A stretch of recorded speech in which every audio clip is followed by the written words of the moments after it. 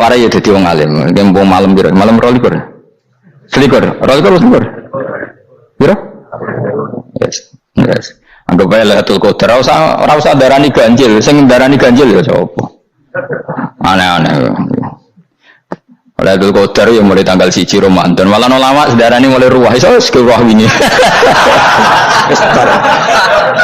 Wong kula sering tole Lailatul Qadar kadang mulut, kadang Dzulhijjah. Kula kan jenisnya on time.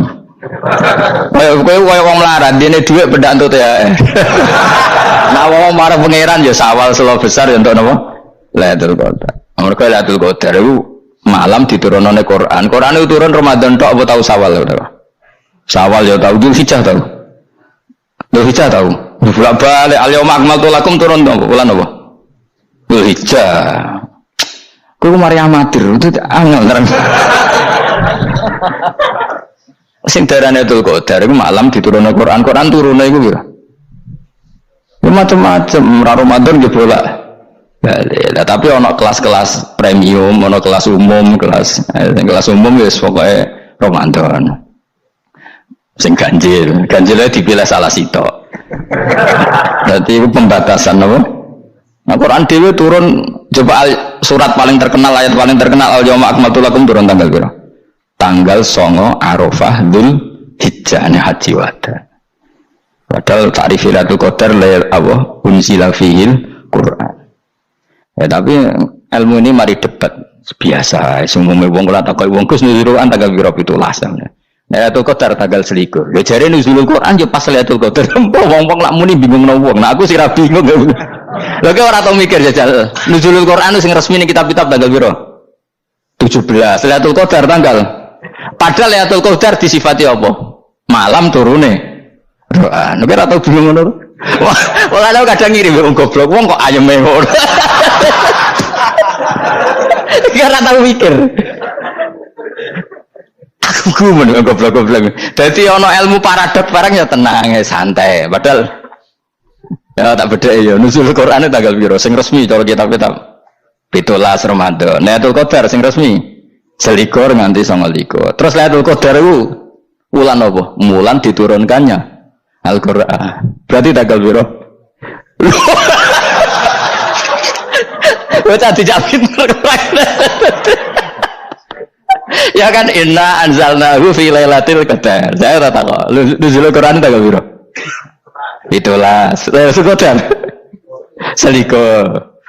Terus Lailatul Qadar ku malam diturunkannya Al-Qur'an turun tanggal 17. Berarti Lailatul Qadar tanggal ada dek ora tau kalau ya gumen mbek wong. Ya kok penak weh. Mulai dadi wong alim loro, kan ora usah mari eskal. Ngatuk ditung bodho penak. Pokoke nuzul kan piro 17. Lailatul Qadar selikur. Lha jare Lailatul Qadar pulang tujune Quran kok beda tanggal. Kan gak tau kan mikir. Alhamdulillah. Panggilan Lailatul Qadar lho. Saya pinter. Saya lihat bos. Gitulah berarti sekeliwat. Jadi ilmu itu kabeh bingung kan. Ya biasa bingung. Mana yang bodoh barokah. Barokah. Kulo cara ora dipilih pangeran nggih milih dadi wong bodoh. Tapi wong pangeran milih kulo dadi wong pinter. Jadi tak syukuri wae. Tapi kadang kalau jadi yang bodoh jadi modelnya penak urip santai. Ya saya kira Lailatul Qadar itu sifatnya apa? Inna anzalnahu fi lailatul. Normalnya kan ainu nuzulil Quran jo ainu Lailatul Qadar. Berarti tanggal berapa? Jarawadi lagi. Innalillahi wa inna ilaihi raji'un. Kita warai ilmu cara wong alim. Meskipun sampean boleh bantah siji yo kadang keterbatasan ilmu. Nomor loro hasud, bantah kan sebagai macam-macam. Hasud, nomor telu bantah gue kegiatan. Kayak wong kuliah nak agak kritis kan darani ra pinter. Jadi cocok lah ya kudu bantah. Engko khas-khasan cerdas apa? Nomor 4 bantah itu sifat wong wedok. Menang kalah protes. Berarti kowe ora lanang berarti wedok, tukang protes itu wedok. Nomor 5, bantah itu berarti dia punya keiskalan tapi nggak bisa keluar dari keiskalan itu. Jadi problem Anda ditimbangkan ke saya, itu ya rasopan. Problem-problemnya dewe kok ditimbangkan ke saya. Begini terang no. Hukumnya Allah Ta'ala itu ada yang berstatus itu lugu. Lugu itu ya lugu ummi. Karena agama ini memang ummi. Ummi itu lugu. Sehingga agama ini tidak perlu diterangkan. Ketika Abu Hanifah, agama ini ketika datang, itu orang lugu. Lugu itu murni. Murni itu proporsional. Sehingga sifat ummi itu baik. Misalnya saya bilang gini, rumah awas kena keliru. Kalau kamu sholat itu batal kalau makan. Itu ukurannya 1 upo apa 1 piring? 1 upo kan? Itu sudah batal. Terus kalau saya bilang gini, Cong nak tamu keimangan, itu 1 piring tak 1 upo. Enggak jawab ya? 1 piring. Orang iso misal, oh tak keimangan, gue 1 upo. Nah, lalu Anda ditanya gini, lalu definisi makan itu apa? Memasukkan 1 piring ke mulut apa 1 upo ke mulut? Dalam bab sholat 1 upo ke mulut itu makan, tapi dalam bab hormat tamu itu 1 piring. Setuju ya? Tawari pinter kayak. Ayo tawari ya. Wes setuju ya? Wes pinter. Lo jawab wes pinter. Urung. Lailatul Qadar ya kono. Misalnya Lailatul Qadar menjadi super karena ada sesuatu yang super turun, yaitu Lailatul Quran. Jadi menjadi super karena yang turun adalah sesuatu yang super, dan itu artinya tanggal. Loh, salah nih aku cek. Iku utek tanggal 21 kabeh sing ngaji ning kene. Oh jelas inna anzalnahu fi lailatul qadar. Rujuke ning ndi? Quran kan? Wa ma adraka ma lailatul qadar. Lailatul qadri khairum min alfi syahr. Makanya Lailatul Qadar itu ya bisa saja tanggal 1 kemarin sudah kelewat. Enggak entah ini Jibril baris dada atau mungkin Sa'ban. Jadi perdebatan ulama tentang Lailatul Qadar, malah ada wali yang bilang saya tiap hari mendapat Lailatul Qadar. Nah, itu malah ra kelas meneh, malah pusing, malah apa? Pusing. Udah enggak usah mikir itu. Jadi hukumnya Allah itu ada 2. Ada hukum itu lugu dan ini bagus. Makanya saya itu kenangan saya terbaik dalam membela Allah dan Rasul. Saya ulang lagi, kenangan saya terbaik dalam membela Allah dan Rasul itu masalah faraid. Dulu mungkin banyak yang ingat lah ketika tahun berapa lupa saya, tapi ada seorang menteri dan pakar Islam menggulirkan isu hak waris itu sama, lelaki dan perempuan sama. Alasannya karena perempuan sekarang kerja. Jadi gara-gara kesamaan gender kemudian mereka ingin bagi waris itu apa? Sama lidzakari bisuhadil unsain itu ditentang. Gerakan itu pernah menguat, termasuk yang bisa dengan tanda kutip bisa menghentikan gerakan itu termasuk itu saya. Yang punya pikiran gitu tak parani, tak tantang begini. Saya bilang gini, Anda ngomong ini itu karena pinter apa karena tren? Tak tanya, ya karena pinter. Saya ini kan orangnya keren, punya kepangkatan jos lah. Ya kepangkatan jos, kepangkatan dunia, mestinya cara pangeran bejos ora ya ora. Cara ukuran dunia itu jos lah. Tak tanya, saya itu Pak, termasuk yang setuju gerakan kesamaan gender. Dulu kan lelaki perempuan itu beda sekali karena lelaki kerja perempuan tidak. Sekarang sama-sama kerja maka warisnya harus sama. Terus saya tanya gini, lalu penyebab warisan itu kerja apa lelaki? Dia jawab kerja. Dia nggak ngerti kalau ngadepin saya. Saya ini kan orang alim yang biasa belajar mantek. Dan ini roh nak aku ngalim. Sembrono ya jadi dene.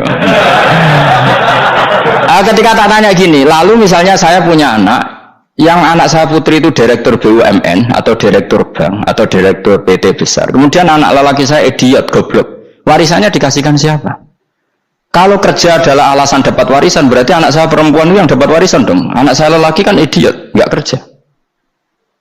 Lalu warisan itu berdasar prestasi apa empati? Kalau berdasar prestasi malah Anda ini aneh. Sudah kerja direktur BUMN hanya karena dia kerja dia dapat warisan karena Anda bilang asbabul irsi adalah kerja. Kalau saya bilang karena empati saya juga gak fair. Yang kerja juga butuh modal gak saya warisi, tapi yang idiot tak warisi karena warisan berdasar empati. Lalu Anda milih mana? Bingung deh. Sampai dia ikut, saya belum pernah mendapat perlawanan seperti ini karena Anda ngomong sama orang-orang goblok kata saya. Terus saya bilang, saya ini ngaji Wahab khatam berkali-kali. Anda mungkin baca kitab Wahab itu hanya terjemah.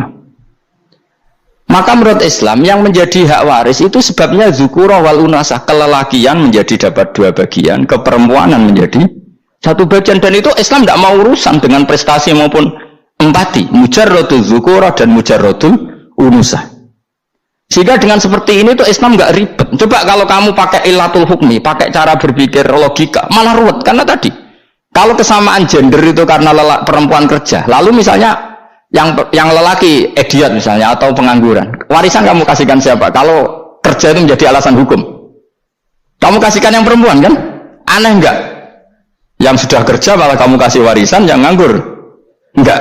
Berarti berdasar prestasi atau berdasar empati. Kalau kamu dapat warisan, idiot dulu dong, idiot dulu, goblok dulu, kecelakaan dulu, baru dapat warisan karena dapat empati. Yang sudah PNS enggak perlu dapat warisan karena sudah juga ruwet. Fikih seperti ini ruwet gak? Ruwet. Nah, kata Imam Haromen, gurunya Imam Ghazali, agama itu kadang dinul ajais. Kita ikut yang lugu saja. Allah bilang lelaki dapat 2 bagian dari perempuan, ya lelaki ya yang punya alat kelamin, penis. Perempuan yang punya farji, ya sudah gitu aja, gak usah ruwet-ruwet. Kenapa begitu? Ya sudah seperti itu. Nanti lama-lama gini kalau diterusin. Ada seorang dokter fikih perempuan. Dia menguasai fikih sholat. Ruhin lanang tapi gak menguasai fikih sholat, rohnya mau pesolatan misalnya. Lalu yang jadi imam siapa kalau berdasar prestasi? Perempuan dong, karena dia doktoral fikih sholat, dia menguasai aneh-anehnya sholat. Goro ibu masaili sholat dia menguasai. Sementara Ruhin takoi sholat itu apa? Pokoknya ini gugus ngadeg terus lugu, terus ngadeg balik. Apa? Ada bolan. Nak salam ngalerian. Dia tahunya hanya itu dok.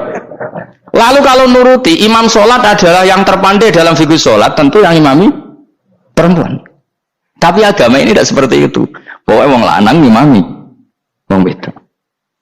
Jadi makanya kata Imam Haromen, dinuna dinul ajais. Sampai Said Muhammad itu sering ngutip beliau ngintikan, Allahumma imanan ka imanil ajais. Ya Allah, semoga iman saya menerima konsep engkau itu ka imanil ajais. Imannya wong wedok-wedok sing lugu. Ajis itu perempuan lugu yang sudah sepuh. Jadi misalnya ngukur anak seneng ya anak kono gedang goreng, ngekei duit, ya lugu saja. Itu bagus. Daripada kamu pakai argumentasi, karena argumentasi ini sebetulnya kelihatan cerdas, tapi ada kebodohan masif. Karena tadi, kalau hak waris kita otak-atik dengan prestasi, maka yang pro empati akan protes. Paham ya? Masa yang sudah kerja dikasih banyak, yang idiot enggak? Tapi kalau berdasar empati juga aneh. Masa dapat warisan harus goblok dulu, harus kecelakaan dulu. Maka Rasulullah pernah ngendikan ketika ditanya, lalu warisan untuk siapa ya Rasulullah? Nabi jawab lucu, fali aula rojulin dakarin. Jadi Nabi sempat ngendikan kata rojul, kemudian direvisi dakarin, fali aula rojulin dakarin. Semua ulama ngendikan dakarin di sini adalah badal. Nabi ngendikan rojulin, kemudian Nabi ingat kalau rojul itu identik dengan lelaki dewasa, apa? Kemudian Nabi mengulang lagi dakarin, tidak harus dewasa, yang penting lelaki. Jadi meskipun baru lahir, kalau dalam keadaan baru lahir namanya apa? Kan dakarin kan? Belum bisa dikatakan rojul. Paham ya? Nabi ngulang 2 kali. Fali aula rojulin dakarin. Ini penting saya utarakan supaya clear. Jadi agama itu gak usah diotak-atik. Ya itu tadi misalnya imam sholat itu lelaki. Ya sudah lelaki. Lelaki itu apa? Yang punya alat kelamin lelaki. Jangan dibalik ini. Yang dikatakan lelaki itu orang kuat. Sehingga meskipun perempuan kalau kuat, misalnya perempuan anggota poluan, lelakinya cemen, idiot, maka imamnya perempuan gitu. Karena makna lelaki adalah kuat. Ini keruwetan. Jadi agama itu tidak seperti itu. Nah sekarang kembali ke pilihan. Yang dikatakan pilihan itu orang hebat. Apa yang dipilih?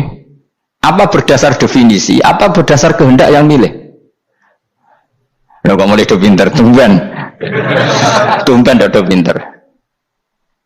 Alam raya ini milik Allah. Dan semua di alam raya ini milik Allah. Maka dipilih dan dipilih itu terserah yang punya apa terserah kita. Apa terserah kriteria, apa terserah definisi. Dalam konteks kita sebagai objek diambil, tentu terserah yang punya. Kemudian Allah bilang, orang-orang itu saya pilih. Nah kalau milihnya Allah berdasar kepunyaan, tentu Allah boleh dong memilih orang yang sebetulnya berstatus dolim. Ya tapi ya tetap dia dolim, tapi ya tetap dipilih. Kenapa ya? Karena Allah yang punya. Saya misalnya orang kaya, boleh nggak punya HP buruk? Boleh kan? Terserah saya. Saya orang kaya, beli HP mahal, medium dan paling buruk, boleh nggak? Boleh saya yang punya. Nggak boleh, Gus, dengan orang kaya harus beli HP yang mahal. Yang bilang harus siapa? Nah, kegoblokan kita ini seperti ini. Nak wong sugih HP ini kudu larang. Nak wong alim kudu bojone ayu. Sing kudu darani kudu ayu sapa? Nak maji jalan yang dumdu swarga. Lho kudu iku sing swargane mbahmu tapi kudu. Nah, kita ini sering berpikir ngatur Tuhan. Nah, Indonesia negara yang mayoritas muslim terus Islam Indonesia kudu dadi sampling Islam seluruh apa? Dunia. Ya ora usah sombong ngono ya keben mayoritas juga wonge kakean ngono ae ora perlu GR jadi sampling percontohan Islam internasional ora perlu ngono. Lah misale terus dadi contoh misalnya Masjid Haram niru Jumatan ning Indonesia berangkat mbek do rokokan. Bariku teki diusep-usepno ning pojok pager.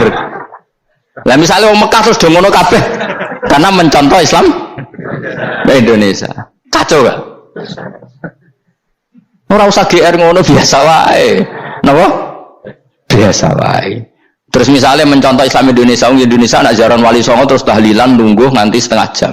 Lah terus raudhah dikepung ngono rak macet Mekah Madinah. Mergo agar ziarah Nabi terus lungguh apa? Sak jam. Nak ning wali sak jam ning Nabi 2 jam lah kira-kira gitu. Ya malah nanya Kanjeng Nabi, Nabi sekaruan Afdhalul Khalqi mbok dongakno wa maghfir lahu warhamhu. Iku malaikat sak langit misah. Ya Nabi kok dongakno di sepuro. Kowe tapi butuh sepuro kan. Enggak boleh doakan Nabi gitu, enggak boleh. Wa sholli ala sayyidina Muhammad wa ala alihi, enggak boleh pakai ighfir lahu. Masalahnya tahlilan apa alam donga iku terus kamu gunakan. Ya, misalnya terjadi percontohan Islam dunia, terus Nabi kabudut ditalkin, nak ditakoki waman rabbuka piye. Terus Nabi warai waman nabiyuka. Mesti Nabi yo pro, lah Nabi coba takoki. Jadi kita ini sering kumo luhur karena kita mayoritas terus jadi percontohan orang usah ngono. Paham ya napa? Ndak usah ngono, mayoritas ae, tapi ora usah GR jadi apa? Percontohan internasional. Mungkin kalau masalah Islam damai ya bagus, tapi itu kan tidak hanya Indonesia. Di mana-mana yang Islam damai juga banyak, dan yang tukaran juga banyak. Toh yang tukaran nggak pernah maklumatkan diri ini percontohan janda. Ya biasa saja. Saya ulang lagi ya.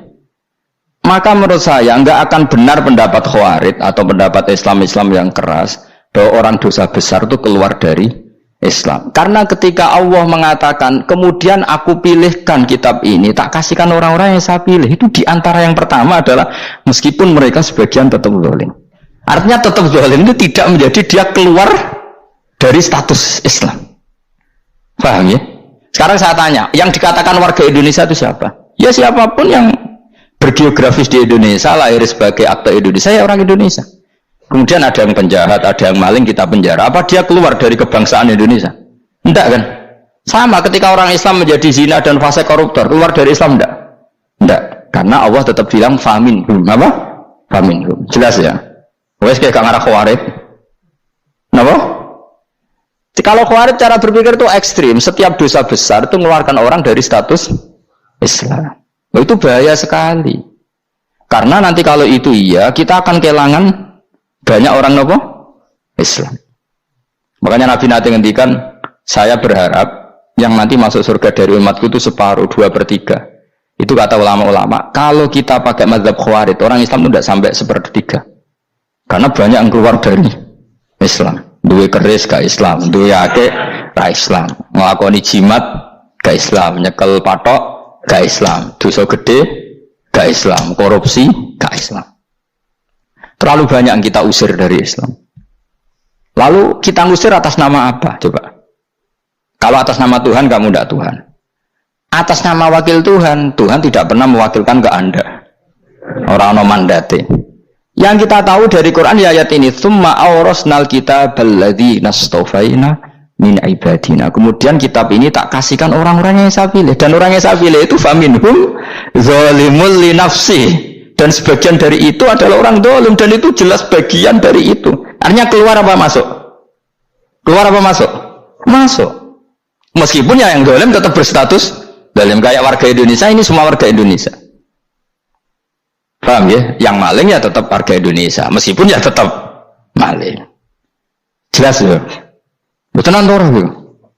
Makanya ahli sunnah itu pendapatnya falam nukafir mu'minan bil wisri, kita tidak akan mengkafirkan orang mukmin hanya karena melakukan dosa.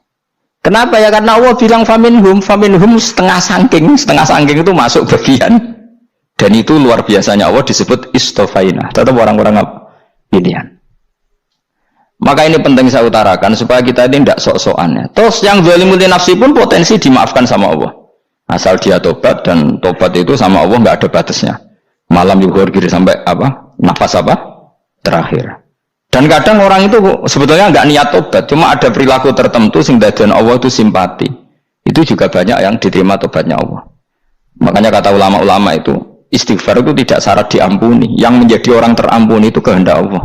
Istighfar itu bagian kecil dari syarat-syarat itu. Tapi bisa saja orang tanpa istighfar tapi diampuni Allah. Misalnya Allah dawuh wa yaghfiru ma duna dzalika liman yasha. Itu bukan liman yastaghfir tapi liman yasha. Contoh masyhur kan, kamu pernah dengar kan, ada orang nakal itu, mumisah itu ya kira-kira lonte atau apalah. Dia datang pulang ketika melihat anjing ngeleti pasir, dia berpikir ini kehausan kayak saya. Kemudian dia turun ke sungai memberi minum anjing itu, kemudian Allah memaafkan dia karena itu. Pas itu di semua hadis riwayatnya dia tidak pernah istighfar. Terlalu punya perilaku yang menjadikan dia diampun. Banyak enggak seperti itu?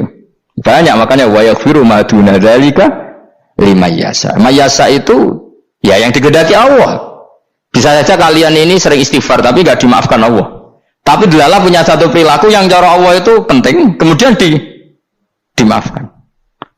Kayak Saharatu Fir'aun itu dia tidak pernah istighfar, tukang sihir Fir'aun. Dia diampuni Allah, dikasih iman tuh gara-gara jadi wong Jogja. Wis ngono tok. Jadi pas mau duel adu sihir. Iku dalah dekne mendingan ya. Qalu ya Musa imma antulqiya wa imma annakuna nahnul mulkin. Monggo jenengan riyen napa kula riyen. Dadi gara-gara dekne didikan Jogja niku. Lah wong ape duel, mestinya tarung itu semakin cepat mengambil kesempatan kan semakin menang. Ini sudah jelas tarung. Ngapunten jenengan riyen napa kula. Lha iku pangeran itu terus simpati. Wong kok sopane ngono apa? Akhirnya Allah memberi iman gara-gara apa? Imma antulqiya wa imma annakuna nahnul mulkin. Monggo jenengan riyen. Lah Musa juga, Allah juga gak terima kalau nabinya kalah sopan. Sehingga Allah memerintahkan Musa adalah sopan. Mboten jenengan mawon. Jadi Nabi Musa qala bal alqu. Jadi Nabi Musa enggak jenengan riyen mawon. Jadi coba, itu kan unik. Dia tidak ingin diampuni Allah, tapi adalah dia sebenarnya satu perilaku yang menjadikan Allah itu simpati, yaitu kesopanan dia dengan Nabi Musa. Imma antulqiya wa imma annakuna nahnul. Nabi Musa juga bilang qala bal alqumu jenengan riyen mawon. Akhirnya sakit dia nak ngoten. Makanya Fir'aun itu mangkelnya bukan main. Ketika pertunjukan itu akhirnya kan Saharatu Fir'aun kan kalah.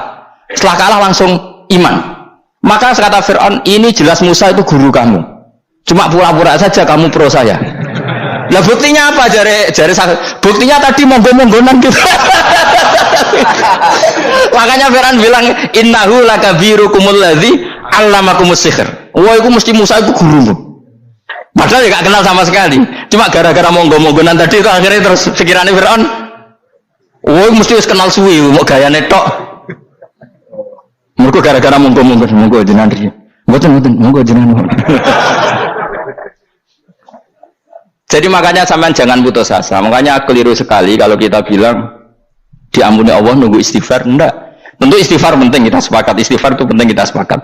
Tapi itu tidak satu cara-caranya Allah untuk orang bisa diampuni. Nabi misalnya ngendikan ana wa kafilul yatim kahateni fil jannah. Coba. Orang sering istighfar sama kafilul yatim, kira-kira surganya cepat mana? Cepat kafilul yatim meskipun enggak istighfar. Boleh istighfar terus tapi medhit ra karuan. Tak jamin mungkin rokok alamatnya medhit jelas nen rokok aku roh. Wis jelas. Al-bakhilu qaribun minan nar, jelas alamatnya deket-deket situ lah, paham ya? Wis jelas as-sakhi qaribun minallah, qaribun minan nas, baitun minan nar. Nah al-bakhil baitun minallah, baitun minal jannah, qaribun minan nar. Jadi yang medhit itu ya deket-deket situ alamatnya sudah jelas deket-deket neraka. Ana wa kafilul yatim kahataini fil. Berapa? Apa semua yang dimaafkan Allah Nabi nyebut syaratnya istighfar? Kebanyakan malah enggak. Orang alim misalnya. Makanya orang alim kalau jarang istighfar kamu enggak usah iri. Orang alim itu mulang tok, itu langit bumi mintakan ampun. Wa innal alima la yastaghfiru lahu man fis samawati wa man fil ard hatta khitan fil bahr. Orang alim itu otomatis dimintakan maaf oleh langit dan bumi sampai iwak ning laut. Maka jundur Gus Pak jangan istighfar. Aku sing istighfar iso akeh sembrono. Langit bumi no. Mulane kula nu jarang istighfar bukan karena saya sombong, memanfaatkan istighfar mereka no. Dan saya yakin itu lebih mandi timbang istighfar saya. Mun koman fis samawati nglebokno Jibril, Mikail, orang-orang keren no, makhluk-makhluk no, keren. Saya baru cari hadis yang wa innal muta'allim sing ijek belajar tapi belum ketemu. Nanti kalau ketemu tak kasih tahu apa? Karena hadisnya yang saya baca masih wa innal alim apa? Orang alim jadi agak ketat. Nah, nanti kalau sudah ketemu wa innal muta'allima. Nanti dicari. Tapi pasti palsu kalau ada itu. Karena semua tagnya itu alim. Atau ya kamu alim dibanding yang di bawahnya ya semoga itu masuk apa jadi dibanding orang Papua kan harus alim. Saya ulang lagi ya, ini penting sekali. Jadi latihlah jangan punya gerakan takfiri orang lain dianggap kafir, orang lain dianggap kafir karena Allah tidak pernah mengusir hambanya meskipun apapun salah najiyah kata Allah tetap faminhum apa faminhum itu rujuknya ke yang depan. Jadi termasuk orang-orang yang saya pilih adalah faminhum zalimul li nafsi, tetap dia di arena itu. Nisbatnya Islam ya tetap di area Islam itu. Meskipun yang ya kayak warga Indonesia coba. Warga Indonesia itu siapa yang terlahir di Indonesia dan berKTP berkartu keluarga Indonesia sudah. Nanti tentu yang bajingan tetap bajingan, yang koruptor tetap koruptor. Tapi menjadi warga Indonesia terus keluar dari warga Indonesia. Tetap warga Indonesia. Kira-kira seperti itulah analoginya. Tetap istofaina tapi tetap berstatus faminhum dalim. Tapi rujuknya kan tetap faminhum ikut setengah sangking alladzinas tofaina. Mulane ngaji sing tenanan kowe ora usah anut khawarit itu apa ngamukan. Sithik-sithik wong liya salah yo apa-apaan. Lho saya juga mangkel be wong dalim. Semua orang soleh mangkel be wong dalim, tapi ya dihukum saja. Misalnya dalam Islam ada qisas, ada had, ada hadul qadzab, hadus sarika. Ya hukuman ya hukuman saja, tapi hukuman itu tidak bisa menghilangkan status. Ya sama seperti manusia tetap manusia, meskipun apapun dia ya manusia. Ya tadi misalnya manusia itu siapa? Ya manusia itu ya manusia. Terus kamu bikin orang yang standar ideal manusia adalah yang berperilaku baik, yang nggak pernah salah. Kemudian kalau Zaid itu maling berarti tidak manusia. Terus barangnya apa? Ketek. Tidak bisa, makanya kembali lagi dinul aja. Kamu bikin definisi manusia itu tidak usah seangkuh itu. Manusia seperti ini manusia ya sudah, maling ya manusia, orang soleh ya manusia, orang sedengan ya manusia. Lelaki itu apa? Yang punya alat kelamin penis itu lelaki, titik sudah. Sehingga nanti warisannya ya dia lelaki, sholatnya dia bergaya. Kamu tidak usah bilang gini, lelaki adalah yang cakap memimpin, yang maco, yang kuat. Jika kalau tidak seperti itu namanya perempuan. Terus kamu membolehkan yang seperti ini jadi makmumnya perempuan, imamnya perempuan yang maco. Kacau enggak kalau agama nuruti logika-logika itu? Enggak, jawab aja. Kacau. Lalu lucunya sekarang banyak kecerdasan yang mengarah ke sana. Makanya agama ini jadi kacau karena sudah ada dinul ajais. Agama ini agama ummi. Ya agama ini agama ummi. Kata Allah huwallazi ba'atsa fil ummiyin. Ummiyin itu lugu itu polos. Jadi kalau orang polos misalnya gini, ini apa? Oh, kira-kira kalau jawab orang polos ini jam. Bagus kan dia jam. Jam untuk apa? Penunjuk waktu ya sudah seperti itu. Tapi kalau orang engkek, ini itu apa jam? Itu barang murahan. Bulat kan oleh jawab. Mau numpak mobil carry itu apa? Itu black melaku. Yang mobil itu Alphard. Jadi kacau. Nggak boleh agama dibawa ke sana. Apa? Agama di sana dibawa ke sana. Nah itu madzhabnya ahli sunnah apa? Wal jamaah. Ketika Rasulullah ngendikan la yu'minu ahadukum hatta yuhibba li akhi, orang kok diarti ini orang iman. Jika yang menyala itu tidak iman, tidak seperti itu cara mengartikan ahli sunnah wal jamaah. Karena status sudah pernah hilang. Yang hilang hanya kesempurnaannya. Paham ya? Kesempurnaan kita jadi manusia hilang karena kita maling, karena jadi koruptor. Tapi tetap kita manusia. Kesempurnaan kita sebagai orang mukmin hilang kalau kita fasik. Tapi kita tetap mukmin. Paham ya? Makanya setiap hadis gitu kata ahli sunnah la yu'minu imanan kamilan. Wis dong ya? Dong? Ya terus alhamdulillah subhanallah. Ya doa alim mas malam rolikur. Malam Lailatul. Aku kadang melok goblok aduh. Saya tuh sering dididik sama bapak saya, sekumpul wong akeh kudu melok goblok.